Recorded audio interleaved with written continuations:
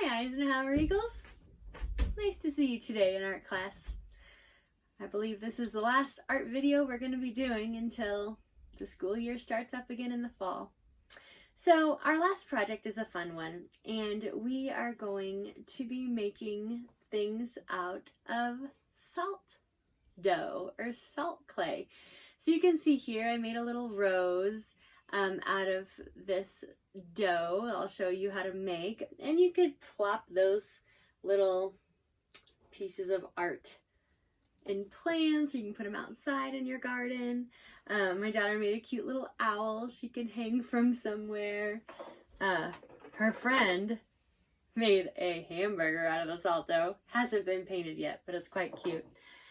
They made some bracelets, too small for me, but they actually put sprinkles in the bracelet before they painted it. So salt dough is a really fun material. It's fun to make, it's fun to sculpt with. It's similar to clay. Look what I made out of clay recently. Cute little snail, since we're all moving so nice and slow. Well, guess I'll have to make that again.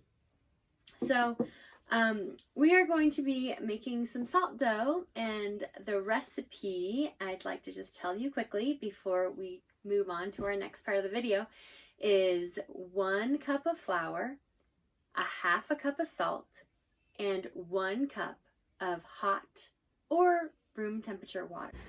So the first thing you do to make salt dough is you put 1 cup of flour in a bowl. We're using gluten-free flour because we don't have any normal flour, so we'll see if it works. And then you're going to put 1/2 cup of salt in the bowl, okay? And then you're going to take 1 1/4 cups of water and bring it to a boil, and make sure you have a parent do this because it might be kind of hot.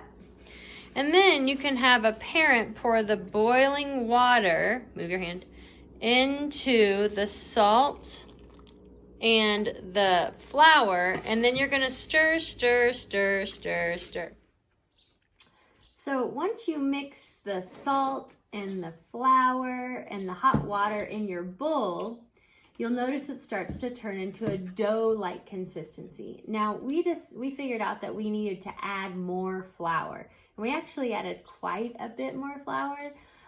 So as you're mixing up your dough, you're gonna wanna add enough flour so that when you handle it, it's not sticky. At the end, we actually put the flour in there and got our hands in there and really kneaded it. So then you'll end up with it's kind of like the same texture as Play-Doh. And you can create shapes with it. If you want to, you can make beads for a really fun necklace. If you do choose to make shapes and to turn them into beads, you could use like a wood skewer. Maybe you do some barbecuing and you could push a wood skewer through there to make a nice hole.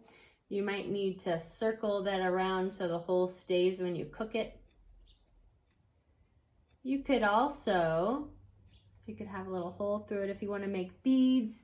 You could also take a shape and smush it like this into a nice little slab, and you could put some eyes on it and a nose and a mouth. You could turn it into a little sculpture that you could put somewhere. You could take it and you can just smush it between your fingers, and you can make little pinch pots.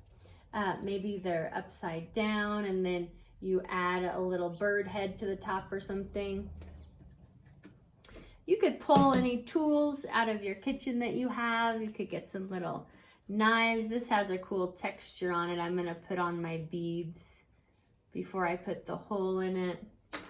You could use things like a meat tenderizer, and you can put that on there and make some cool patterns and designs.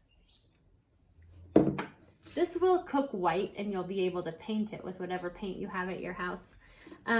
But you can really use any kinds of kitchen tools that you find. You can make things to hang outside on a tree, you know, just to decorate for fun. Maybe I'll make a fun little slab like that with patterns and put a big hole in it. And then I could use my knife here to cut it into a cool abstract shape. So while you're working with your salt dough, you can see here I made a little bird out of clay with a hole in it. I thought it would be fun to hang it from a tree. I made some fun little shapes just to hang, just to decorate outside. I made some beads. I just put them on a skewer, and I made a couple flowers on the end. And Zara and I were thinking it would be a lot of fun to make some flowers to put on skewers and stick into the garden. And those would be just a really, this is a finished one that Zara created. If you can see how beautiful that is. I'd love to show you how to do that. So what you do is you take some little balls of your salt dough and you turn it into just a little ball with your fingers, right? And then you smush it, like pinching it, until it's fairly thin, about like that. And then you'll put all of these fairly thin little pieces side by side and overlap them a little bit. Now, with the salt dough, it might be a good idea to just dip your finger in some water if you're gonna glue things together. And you can see here, just a tiny bit of water will help it stick together. And then you'll dip your finger there, and I'm just gonna overlap them, as you can see there.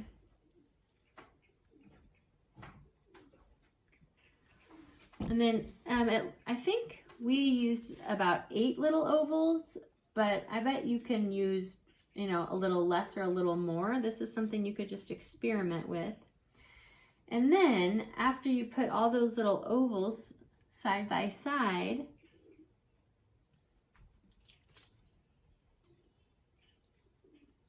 you roll it up and you get a really beautiful little rose.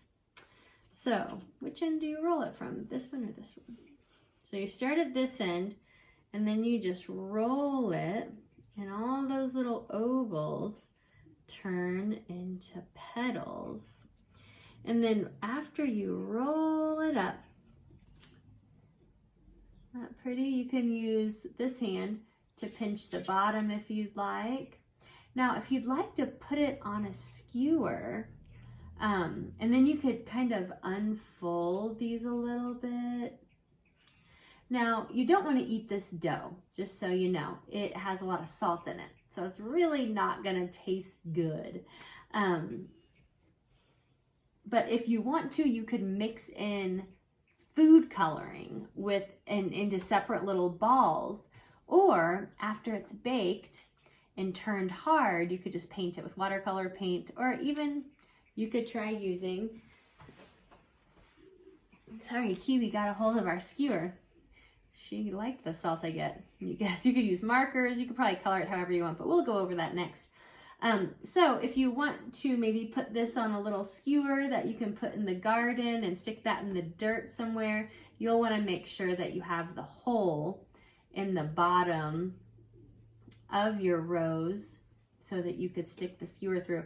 I'm experimenting actually with just cooking the salt dough with the skewer on it just to see what happens. I don't know if it'll work. This is all a bit experimental. So once you make a bunch of little sculptures and fun things, oh, just so you know, Zara and I had a little cup of flour and a little cup of water at the table with us. So if we needed to stick things together, you dip a little water, or if the dough gets too sticky, you can sprinkle a little more flour on it. So I'm gonna take all these different things. I made a little bird. I made some beads and a couple sized flowers. I'm gonna put all these things on a cookie sheet, and I'm going to have your parents preheat the oven to 250 degrees. And then you're gonna put all these things that you made out of the salt dough in the oven for about 2 hours. So what you want is for it to be nice and hard so that you can paint it and turn it into a permanent, awesome little piece of art. It's kind of like clay, right? So hopefully you built your little sculptures out of salt clay. And we put our little sculptures on some parchment paper, and we put them on a little pan and cooked them in the oven at 250 degrees for about 2 hours. Now at 2 hours, I went and I looked at these little salt sculptures, and I noticed that some of them still looked a little doughy inside. So then I just set the timer for an extra 20 minutes and left them in there. And they came out looking really nice. You can see here, you don't see any doughy, and when you hit it on the table, it's quite hard. So it's kind of like clay, and it's totally cooked. So what you can do next, like I made some of those flowers. You can, do you mind if I paint this? Okay.